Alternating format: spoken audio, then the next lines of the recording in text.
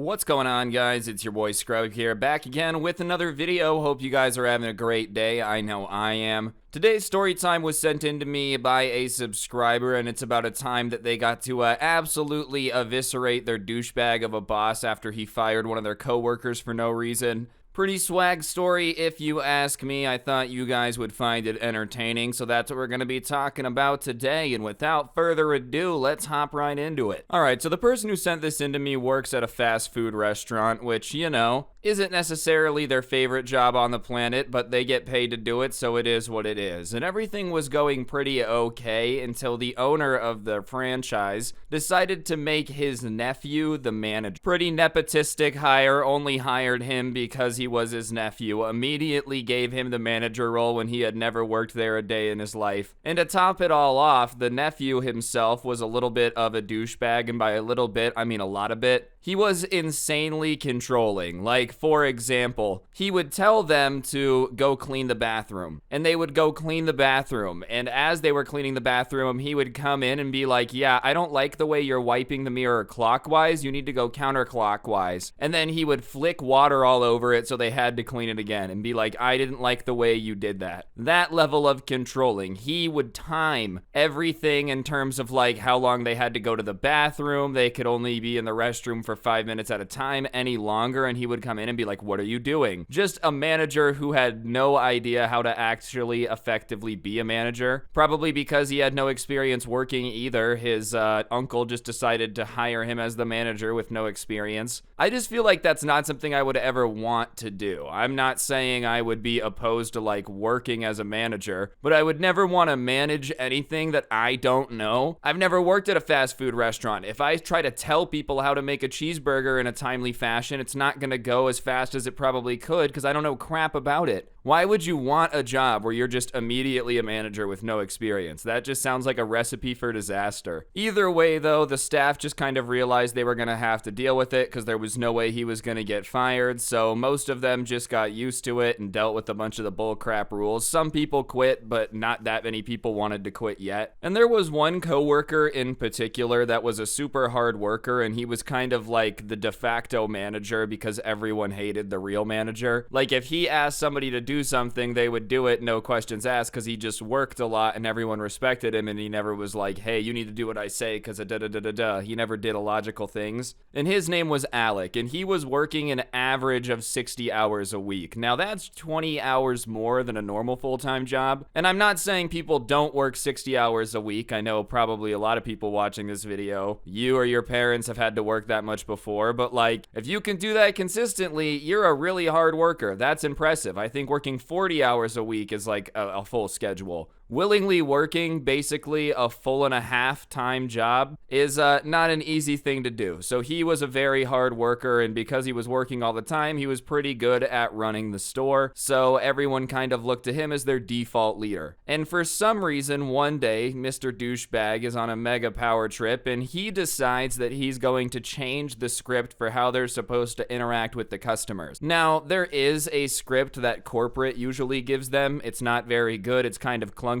So up until that point, they were just kind of allowed to say whatever they wanted. And obviously, you couldn't look at the customer and be like, hey, you're ugly, what do you want, you know? But as long as you were polite and respectful, there's really no issue. If someone says hey and another person says hi, it doesn't matter as long as they buy food. But the manager decides that he's going to come up with a new script for how they have to interact with the customers. And it's not a good script at all. The default one was already too long and kind of clunky, but the one that he invented was like a 5-minute dissertation PowerPoint speech that he wanted done this exact way with every single customer. And it wasn't even like it was just long. I mean, it being long is probably a problem. It's called fast food for a reason. I don't want to hear a speech from your workers, no offense. I just like don't need a 1-minute introduction before you even ask me what I want to order. So on top of that though, it didn't flow well. It was like the guy had never written a script before. Like, it would open up, what can I get you you to drink, and then like specials for 30 minutes, and then ask what size they wanted the drink, like just interrupting things. It made no sense. If you actually tried to use what he had wanted them to use and written out on a customer, they would probably think you were having a stroke. Hey, can we just focus on one thing at a time? You're like, no, we cannot.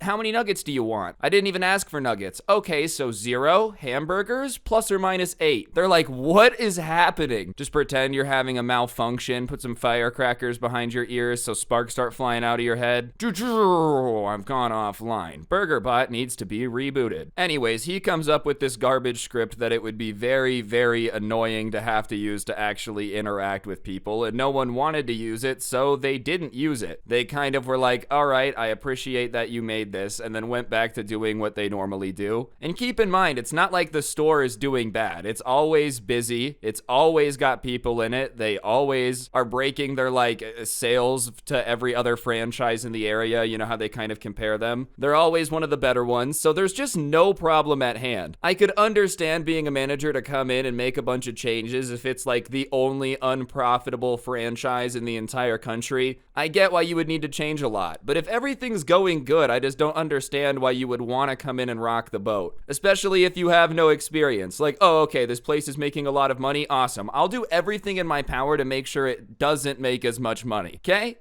And his uncle was like, ugh, you're such a brilliant business mind. Anyways, no one was using the script, and it was a pretty busy time in the middle of a rush, so there's just a bunch of people in line, and Alec kind of goes back to muscle memory and starts using what he normally says to people. But the manager is close and hears him not using the script when he's interacting with a customer. And like I said, Alec was unofficial manager, so everyone on shift really respected him. So they weren't too thrilled when the manager walks up to him in the middle of him interacting with the customer and starts yelling at him for not using the script. And I think the script is stupid, but if you're gonna enforce it, if you really want people to use your script, then you still shouldn't go yell at them in front of the customer. It doesn't make you look like a good manager. It makes you look like a jerk, and it doesn't make your employees look good. It makes the customer think that you can't even trust your employees, so why should they? It's just really dumb, especially in the middle of a rush. Like, you're gonna take someone off a cash register to be really mad at them because they didn't use the pre-approved sentences that you liked. This is basically like what corporations become in Borderlands, you know, where they own entire planets. They want to control what you say down to every letter. Off-topic reference, I'm sorry. But the manager just starts going off on Alec. He starts saying that he's a moron. If he doesn't have the brain power to memorize something, he should just say so. He probably doesn't have the brain power to give people change, so he'll keep an eye on it. Just going off on him way, way meaner than he had to be. Like, listen, if you're the manager, they're not your family, bro. You shouldn't even talk to your family like that, but like, you kind of have to talk to them with some level of respect. But he's just talking to Alec like he's an idiot. And keep in mind,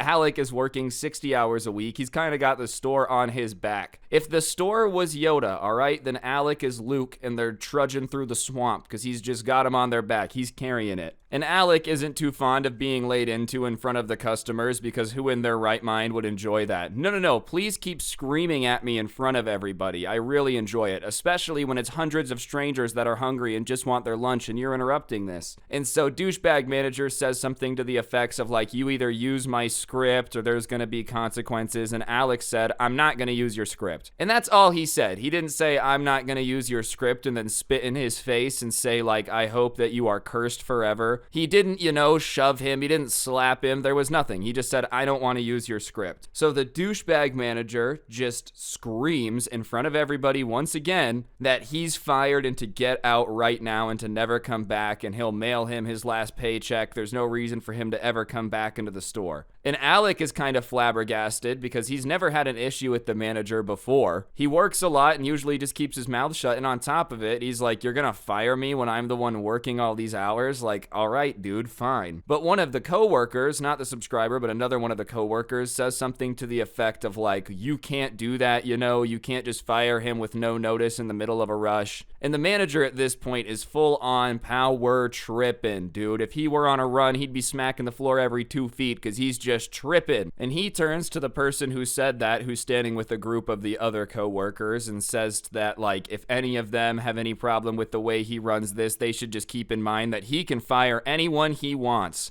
which is technically the truth. I guess if you're the manager and you're tight with the owner, you could theoretically fire anyone that you want. But if you're gonna be a good manager, I don't think managing by fear and convincing everybody that they're inches away from losing their job is the best option, especially when you're going to be taking out your anger and firing the hardest worker. Like, at that point, everybody else who works there is like, ah, crap, dude, I'm screwed. This guy's definitely gonna fire me. If he's so pissed off at the dude working 60 hours a week who never complains, then I'm definitely gonna have an issue with them. But whatever, he can fire whoever he wants. That's the truth. But all the workers at that point kind of realize that it's just a matter of time until he decides to get mad at them, take his anger out on them, and fire them. So they don't want to work for him anymore. If he's willing to fire the best worker that they have on the spot, it's not a place that they would like to work anymore. And it's just not dealing with all the rules, dude, having him time how long you were in the bathroom to see if he thinks you were stealing company time, all this crap, like a new script that he's gonna demand that everybody says. It's just not worth dealing with it.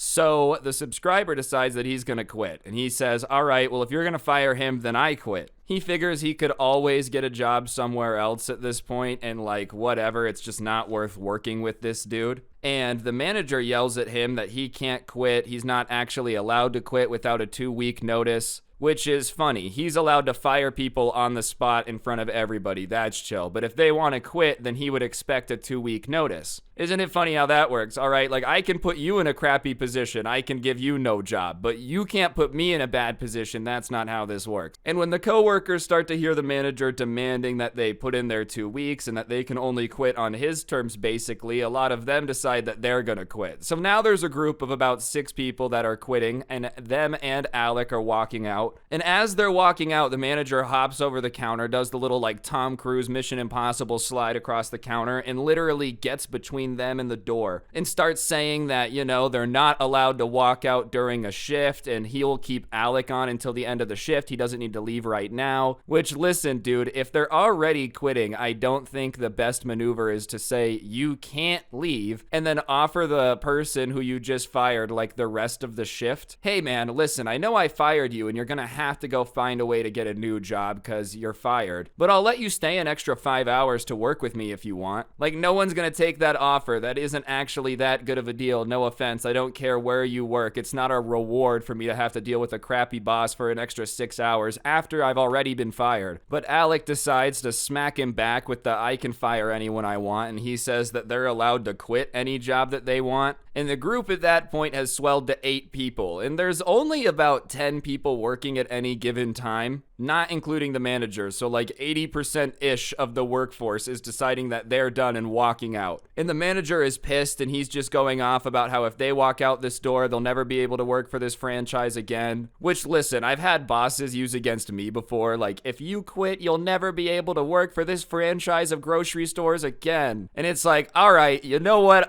I'll take my chances. Oh well, I'll never be able to work for this fast food franchise again. Dang it, it's not like they live in America where fast food franchises are basically our national mascot, dude. We have more fast food places than I think we have any other building. I would love to see a comparison. Like, if you combined all art centers, all libraries, all schools, and then the amount of McDonald's, how many more times McDonald's would there be? Like, there's probably at a point where we're at a McDonald's for every 10 Americans or something. And that's not where he worked. I'm just talking about how much we love fast food. Like, if he's banned from working there, McDonald's is always an option. It's just not a very scary threat. So the 8 of them end up walking out. And as they're walking out of the parking lot, the other 2 workers that were going to stay walk out. And when they're walking out to the parking lot, the original group is like, oh, why did you decide to quit? You guys were going to stay. And they said that after they left, the manager had turned on them and started screaming at them, saying that they were idiots and da-da-da-da-da, and the entire shift had gone awry and they should have backed him up. And they were like, listen, man, they all just quit. We stayed. Why are you mad at us? Like, we're literally the only people that are still here. You just lost 80% of the people that work here. You're going to scream at us when we stayed? And he had said something about how, like, well, if they wanted to quit, they should just go ahead because he didn't want people there that didn't want to work for him. So they left. I don't think he understands that reverse psychology only works if it's like, I don't know, somewhat logical. Telling them that they should quit when they want to quit is going to make them quit. I just don't understand what he was going for there. If you don't want to be here, then just quit. Okay, well, I quit. I don't want to be here. I don't think people are jumping for joy to be at their job. Like, that's one thing I think bosses never understand. A job is a job. It's not like they're going to be super, super stoked to be here all the time. Under the logic of if you don't want to be here, quit, you're never going to have workers, because who really wants to be at work? Aw, man, I love working a double shift. Like, I don't think people really feel that way. Anyways, they all walked out, they all quit, and he was literally left alone to work the rest of the shift. He probably called in a couple of their coworkers or something, but with how many people were in the store, I'm sure it was not a very fun time. Imagine having like 150 people waiting in your lobby and your entire staff walks out on you in front of them and you're like, no, don't worry, I'll come make all the food. I'm sure he was able to eventually get more workers, but they probably won't last too long and the reviews have tanked on the place. Not that it matters, it is just like a piece of a franchise, so I'm sure it's still gonna get plenty of business. But the fact that he thinks that's the right way to keep workers is just firing the hardest workers in front of a bunch of people and then screaming at anyone that slightly disagrees. I don't know how that business practice is gonna work out, bro. Anyways, guys, I think that's gonna do it for the video. Hopefully you enjoyed. I know this is a little bit of a shorter one. I just thought it was entertaining, so I'll share it with y'all. If you did enjoy, go ahead and press the like button, please. It really helps the video do better. And comment the word banana peel in the description if you've ever slip and slid all over the place. Other than that, if you like story times, you should subscribe and turn on notifications because I post them pretty often and you don't want to miss out. And if you ever want to listen offline without gameplay, whatever floats your boat, I do post the audio versions of these on Spotify. A link to it will be in the description. Feel free to go check it out. And I also made a new playlist here on YouTube with some of my favorite story times from the year. So if you need something to listen to while you're gaming, doing homework or whatever, there's also a link to that down in the description. But on that note, that's everything that I've got to plug. Hopefully nobody ends up working a job as crappy as these dudes did. But on that note, don't get anyone pregnant. If you do, make sure they're hot, and hopefully I'll see you guys next time. I'm out. Peace.